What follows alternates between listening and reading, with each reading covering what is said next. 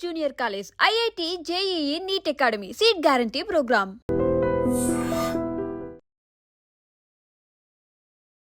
Hi hello నమస్తే, welcome to I dream relationship lab. నేను మీ శ్రావ్య.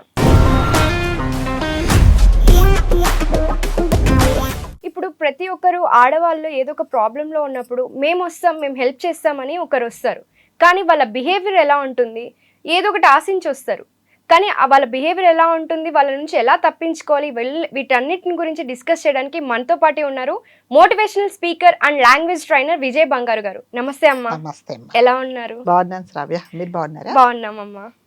సో ఆడవాళ్ళు ప్రాబ్లమ్స్ లో ఉంటారు, మేము వచ్చి హెల్ప్ చేస్తామంటారు, బాగానే ఉంటారు, కొద్ది రోజులు బాగానే మాట్లాడుతూ ఉంటారు, తర్వాత వాళ్ళ ఉద్దేశం వేరే ఉంటుంది, అది కొంతకాలం తర్వాత బయట పెడతారు.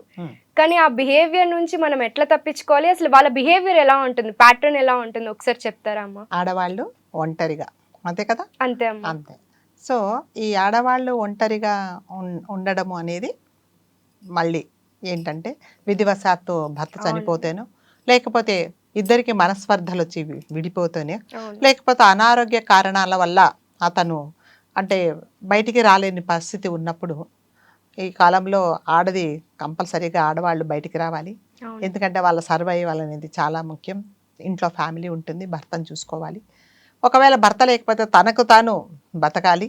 ఒకవేళ పిల్లలు ఉంటే పిల్లల్ని చూసుకోవాలి. వీటన్నిటికీ ఏం చేయాలి, ఏంటంటే బయటికి రావాల్సిందే, తప్పదు. ఇది ఎవరికి జరుగుతుందంటే శ్రావ్య, ఓన్లీ ఈ మధ్యతరగతి వాళ్ళు, కొంచెం అబోవ్ మిడిల్ క్లాస్ వాళ్ళకే. హై ఫ్యామిలీకి ఏముండవు, భర్త ఉన్నా లేకపోయినా జరిగిపోతుంది. చుట్టూ నౌకర్లు చాకర్లు ఉంటారు, ఆస్తులు పాస్తులు ఉంటాయి. వాళ్ళు ఏ కిట్టి పార్టీలతోనో లేకపోతే ఇంకొక హైఫై జీవితం గడుపుతూ క్లబ్లకు వెళ్తూ ఇంకొక గడుపుతారు. సో వాళ్ళకేం ప్రాబ్లం లేదు.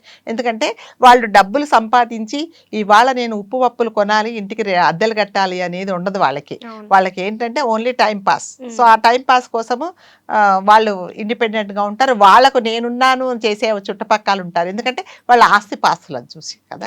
కానీ మనం అనుకున్నది ఏంటంటే, ఒక మధ్య తరగతి స్త్రీ అంటే ఎటువంటి కారణాల వల్ల తను ఒంటరిగా ఉండాల్సి వస్తే బయటికి వెళ్ళి కంపల్సరీగా తన ఫ్యామిలీ కోసం తను కష్టపడి సంపాదించాల్సిన అవసరం ఉన్నది.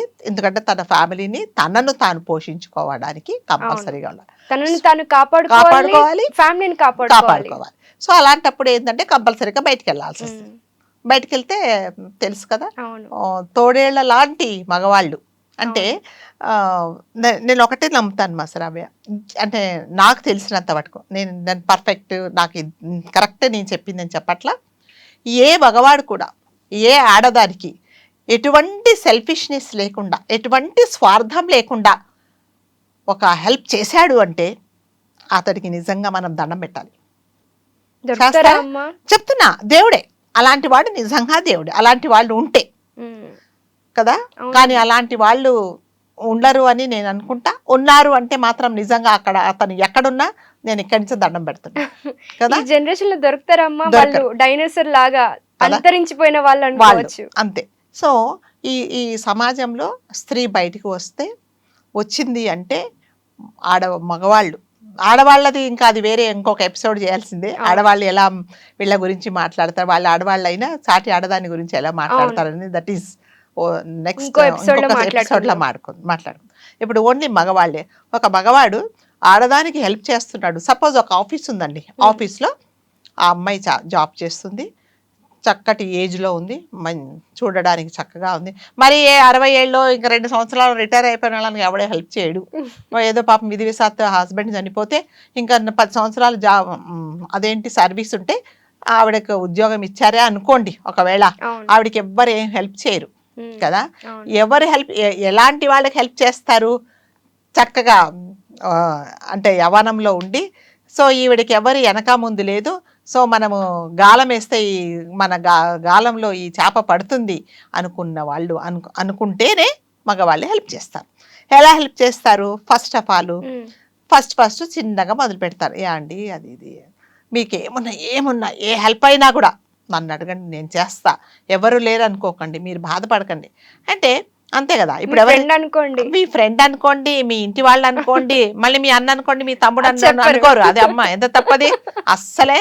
చెప్పరు ఆ మాట నాకు అమ్మ చెప్పరు. వచ్చి నేను రాఖీ కట్టు, నాకు రాఖీ కట్టు అలా అంటే అసలు అసలు గొడవలే ఉండవు. గొడవ లేదు. అవును, గొడవ ఎక్కడి నుంచి వస్తుంది? మీ ఫ్రెండ్ అనుకోండి, ఫ్రెండ్ start అనుకోండి. చేస్తారు. సో మీరు ఒంటరిగా ఉన్నానని ఫీల్ అవ్వకండి, మీకు ఏ హెల్ప్ కావాలని నేను చేస్తాను అని చెప్తారు. అవునమ్మా. సో అంటే ఈవిడేంటంటే నిజంగానే అంటే ఎటువంటి కారణాల వల్ల భర్తకు దూరంగా ఉండి ఒంటరిగా ఉన్నప్పుడు ఎలా ఉంటదంటే, నేను ఫిజికల్ రిలేషన్ గురించి చెప్పట్లేదు, మానసికంగా ఎవరైనా మనసుకు దగ్గరగా వచ్చి నాతో నేనున్నాను నీకు అని నాకు ఒక షోల్డర్ ఇస్తే నిజంగా ఎంత బాగుంటుంది అనే పరిస్థితిలో కొంతమంది ఉంటారు. అవునమ్మా. కొంతమంది ఉన్న బ్యాడ్ ఎక్స్పీరియన్స్, ఈ మగవాళ్ళ బాధ నాకొద్దు, వద్దురా జీవితంలో బాబు వద్దురా బాబు, హాయిగా నేను ఉంటాను, నా ఇష్టం ఉంటే తింటా లేకపోతే లేదు, అవును. నా కూతురో కొడుకో నేను చూసుకుంటాను, ఎవరు లేకుండా హాయిగా ఉంటాను అనే వాళ్ళు వేరే. అవును. ఇప్పుడు నేను చెప్పిన ఎగ్జాంపుల్ ఏంటంటే నిజంగానే అలా ఉంటారు. అంటే మనమంతా మనుషులం కదా, మనకి ఎవరైనా నిజంగా మంచిగా ప్రేమతో మాట్లాడితే చాలు, ఇంకా మన మనకి అన్న వాళ్ళు మనతో ఉంటే బాగుంటుంది అనిపిస్తుంది. కదా అవును. అని ఉంటుంది. సో అలాంటి వాళ్ళని వీళ్ళు చూస్తారనమాట. ఫస్ట్ ఎమోషనల్ గా బ్లాక్ మెయిల్ చేసేసి వాళ్ళని పర్లేదండి అంటే, అయ్యో మీరు అలా మొహమాట పడకండి, మీకు ఏం అవసరం ఉన్నా చెప్పండి. సరే ఒక రోజు ఆఫీస్కి రాలేదనుకోండి, వెంటనే ఫోన్, ఏంటి రాలేదు, మీకోసం ఎదురు చూసాను, మీరు లేకపోతే అసలు ఆఫీస్ ఎలాగా ఉంది, అసలు పని చేయవద్దు, ఇవన్నీ స్టార్ట్ అవుతాయి. అక్కడ ఏమవుతుంది, ఒక పాయింట్ వచ్చేస్తుంది ఈవిడికి, నా కోసం కదా, నా కోసం ఫోన్ చేసి నువ్వు ఎలా ఉన్నావు అని అడిగే వాళ్ళు ఉన్నారు. ఓకే, సెకండ్ డే కూడా రాదు, నన్ను రమ్మంటారా ఇంటికి, ఏదైనా అవసరం ఉందో హాస్పిటల్కి తీసుకెళ్ళనా అని అంటారు. సరే ఆమె అనుకుంటే సరే పర్లేదు అనుకొని ఆవిడకి ఎలాంటి ఉద్దేశాలు ఉండవు, ఇతనికి వేరే ఉంటుంది. సో అలా కొనసాగిన ఫ్రెండ్షిప్ ఏమవుతుందంటే లాస్ట్కు అతను ఏమండి అనే స్థాయి నుంచి మేడం అనే స్థాయి నుంచి నువ్వుకొస్తుంది, ఇంకొకలాగా కూడా మాట్లాడతారు, ఇంకా ఇలాంటివి వస్తాయి. అంటే ఆ చనువు అనేది ఈ యువతలి వ్యక్తి ఆ స్త్రీ ఇచ్చిందనమాట. ఎందుకు ఇచ్చింది, సరే నాకు తోడుగా ఉంటాడు కదా, నా మనసుకు దగ్గరగా ఉన్నాడు కదా, సరే నేను కూడా ఒంటరిగా ఉన్నాను కదా బాగోగులు చూసుకోవడానికి ఒకరు ఉంటారు కదా అనేసే ఉంటుంది. సో కాకపోతే ఏంటంటే నిజంగానే నేను అన్నట్టుగా అతని ఎటువంటి స్వార్థం లేకుండా ఆమె ఒక మనిషిని ఒక స్త్రీ పాపము ఒంటరిగా ఉంది, నేను ఈమెకు హెల్ప్ చేయాలి అని చేస్తా, నిజంగా హ్యాట్స్ ఆఫ్ టు హిమ్ కదా. అలా కాకుండా ఎప్పుడైనా చూడండి, నేను ఇంకొకటి చెప్తా, ఏ మగవాడు కానీ తన ఫ్యామిలీకి తన ఫ్రెండ్ ఒక ఆడదాని ఫ్రెండ్షిప్ గురించి చెప్పకుండా దాచాడు అంటే అది తప్పే. నీ మనసులో ఏదో ఉన్నట్టే, నిజంగా నువ్వు హార్ట్ఫుల్గా ఆ అమ్మాయికి నిజంగా హెల్ప్ చేయాలనుకుంటే నీ ఫ్యామిలీని తీసుకురా కదా, లేదా ఏమైనా మీ ఇంటికి తీసుకెళ్ళు, ఇదిగో మా ఆఫీస్ లో ఉంది పాపం ఈమెకు భర్త లేడు, మనం హెల్ప్ చేద్దాం, నువ్వు నేను కలిసి హెల్ప్ చేద్దాం, మన ఫ్యామిలీ, నీ అక్క నీ చెల్లి ఎవరు ఏమి అనుకోకండి, ఒక సాటి మనిషి ఒంటరిగా ఉంది, మనం హెల్ప్ చేద్దాం, నువ్వు అక్క అనకు, చెల్లి అనకు, ఇంకొకటి అనకు, ఏమి అనకు, అలా అన్నాడు అనుకోండి, నిజంగా ఆ మగవాడు మంచివాడే. అలా అంటారా ఎవరైనా? చెడు ఉద్దేశం లేనట్టే కదా. ఇప్పుడు ఎప్పుడైతే నీ ఫ్రెండ్షిప్ గురించి ఫ్యామిలీకి చెప్పేశావో ఇంకా నీకేమి లేదు కదా. నువ్వు ఎప్పుడైతే దాచేసి ఆవిడకి దగ్గర అవ్వడానికి నువ్వు ట్రై చేసావో నువ్వు బ్లఫ్ చేస్తున్నట్టే, అంటే నువ్వు ఒక ఆపర్చునిటీ కోసం చూస్తున్నావు అనమాట.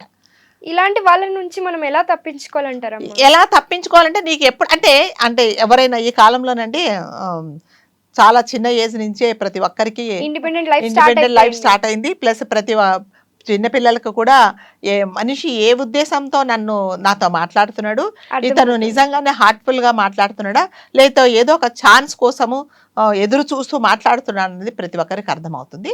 కాకపోతే ఇప్పుడు మీరు అన్నట్టుగా ఒక ఒంటరి స్త్రీ అంటే నిజంగా జీవితంలో ఆటుపోట్లు తిని ఒంటరిగా ఉన్నప్పుడు అన్ని తెలుసు ఆవిడికి, తెలిసినప్పుడు కూడా అంత దృఢంగా ఉండలేదు. అదే చెప్తున్నా, మానసికంగా అంత దృఢంగా ఉండలేదు. ఎందుకంటే అతని దగ్గర అయ్యాడు కదా, పోనీ అతనితో నాకు జరిగిన బ్యాడ్ ఎక్స్పీరియన్స్ లేకుండా ఇతనితో నేను బాగుంటానేమో అనుకుంటుంది తప్ప, ఇతనికి ఒక ఫ్యామిలీ ఉందని కానీ నేను ఇంకొక ఫ్యామిలీకి నేను ఇదేంటి హాని చేస్తున్నానని, నా ఫ్రెండ్షిప్ వల్ల ఆ ఫ్యామిలీ నష్టపోతుందని కానీ ఆలోచించదు. అంటే ఇలాంటివన్నీ ఏమిటంటే లాస్ట్కి ఏమవుతుందంటే మళ్ళీ గొడవలు, అక్కడ గొడవ ఇక్కడ గొడవ.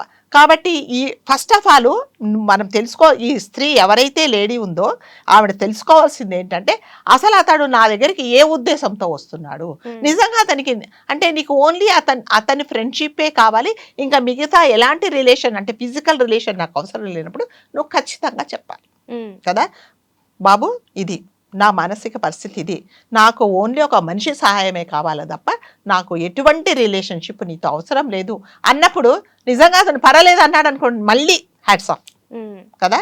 లేదండి నాకు అలాంటి ఉద్దేశాలు ఏమీ లేదు, మీరు ఒంటరిగా ఉన్నారనే అదొక నెపంతోనే నేను మీ దగ్గరికి వచ్చి సహాయం చేస్తున్నాను, కానీ మీరు అనుకున్న నాకు అలాంటి ఉద్దేశం లేదు, నాకు ఒక ఫ్యామిలీ ఉంది, నాకు పిల్లలు ఉన్నారు, నాకు భార్య ఉంది, నా సంసారం నాకున్నది అన్నాడు అనుకోండి, కంటిన్యూ చేయొచ్చు. ఎప్పుడైతే ఇతను వేరే ఉద్దేశంతో ఉండి ఇంకా చిన్నగా ఎలా స్టార్ట్ అవుతుందంటే, సరే నువ్వు రాకపోతే పర్లేదు, నువ్వు ఇంట్లోనే ఉండు, నేను వస్తా అనడము. ఆ ఇంటికి వచ్చిన తర్వాత ఇంకా మీకు తెలుసు కదా ఎలాంటివి జరుగుతాయి.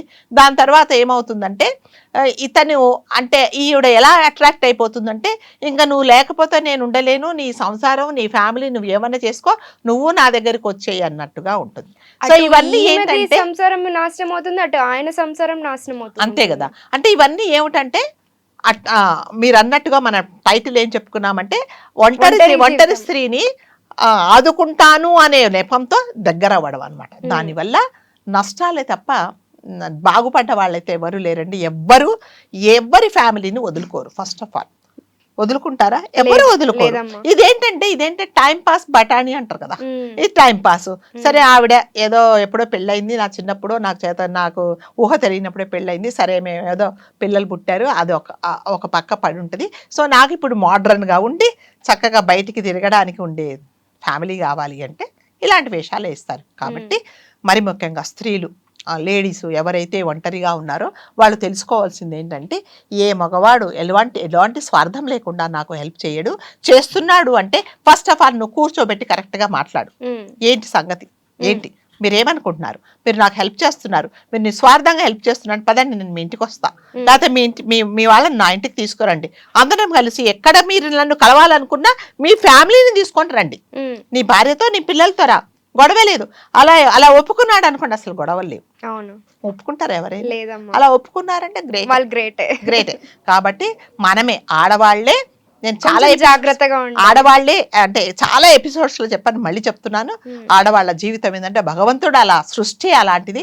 సో మనం భగవంతుడినే అనుకోవాలి, ఎందుకు దేవుడా నన్ను ఇలా పుట్టించావు, ఆడవాళ్ళని ఎందుకు పుట్టించావు. సో ఈ ఆడవాళ్ళ జీవితం ఏంటంటే ఒక అరిటాకు లాంటిది అనమాట. ఎటువైపు ఏ గాలి వచ్చినా కొట్టుకుపోతుంది. ఎటువంటి అంటే పడ్డ రాయిలాగే ఉంటుంది, పడ్డ ముళ్ళులాగే ఉంటుంది, ఎటువంటి హాని జరగదు, ఆ గాలికి ఏం జరగదు, కొట్టుకుపోయిన అరిటాకే దెబ్బను కాబట్టి నన్ను నేను కాపాడుకోవాలి అని అంటే నా డిసిప్లిన్ నాకు ముఖ్యము. నేను ఇదివరకు జరిగిన ఆటుపోట్ల ఇటువరకు జరిగిన కష్టాలను గుర్తుపెట్టుకొని ఒక మగవాడితో స్నేహం ఎంత ఉండాలో అంతవరకే చెయ్యి. ఒక గీత అంటారు కదా, ఒక బౌండరీస్ పెట్టుకోండి. నువ్వు ఇంతనే మాట్లాడాలి, నీకు నాకు మధ్యలో స్నేహం ఇంతవరకే, నువ్వు దాటకు నేను దాటను, అంతే. అలాంటిది పెట్టుకున్నా అసలు గొడవలే ఉండవు. ఓకే, ఇట్లాంటి గొడవలు ఎప్పుడు వస్తాయంటే నేను లిమిట్స్ దాటిపోయి నా పరిధి నేను దాటి నేను మీకు దగ్గర అవ్వాలి అనే ఆడవాళ్ళు ఎప్పుడు అనుకుంటారంటే అతడు నిజంగానే ఓహో ఏదైనా ఈమెకు తెలుసు కదా, నాకు పెళ్ళయింది తెలుసు, పిల్లలు ఉన్నారని తెలుసు, నాకు సంసారం ఉందని తెలుసు, అయినా నా దగ్గరికి వస్తుందంటే ఈమెకు కూడా ఉద్దేశం ఉందని, నేను పెద్ద తోపు నాకు కదా. సో నన్ను చూసి చాలా అట్రాక్ట్ అయిపోయింది, అన్నిటికీ ఓకే అనుకుందని అనుకుంటాను. దానివల్ల నష్టం ఎవరికంటే మళ్ళీ ఆడవాళ్ళకి. కాబట్టి ఇలాంటి స్నేహాలకు మీరు చేసే ముందు ఒకసారి ఇది నా జీవితానికి ఎలాంటి నష్టం జరుగుతుంది, దీనివల్ల నా ఫ్యామిలీ ఏమన్నా ఎఫెక్ట్ అవుతుందా అనేది తప్పకుండా ఆలోచించాలి. ఎందుకంటే ఒకసారి ఆల్రెడీ మీరు దెబ్బలు తిన్నారండి కదా, ఆటుపోట్లు ఉన్నాయి, మీకు ఎన్నో కష్ట నష్టాలు ఉన్నాయి. మీరు ఇప్పుడు మళ్ళీ వేసే అడుగు ఎలా ఉండాలంటే ఎవరి వైపు నుంచి కూడా నువ్వు నీ వైపు నుంచి తప్పు లేకుండా చూసుకోవాలి, అంతే. నువ్వు పర్ఫెక్ట్గా అతనితో మాట్లాడేసి, లేదు మీ ఫ్యామిలీని తీసుకురండి, లేదా నేనే వస్తాను, మీ ఇల్లు ఎక్కడో చెప్పండి, నేను మాట్లాడతాను, ఇదిగోండి మాకు కలిగండి, ఇతను నాకు చాలా హెల్ప్ చేస్తున్నాడండి, మిమ్మల్ని కలుద్దామని వచ్చాను, ఇప్పటి నుంచి ఎప్పుడైనా అతను రావాలంటే మీరు కూడా మా ఇంటికి రండి, నేను కూడా అలాగే వస్తానని చెప్పండి.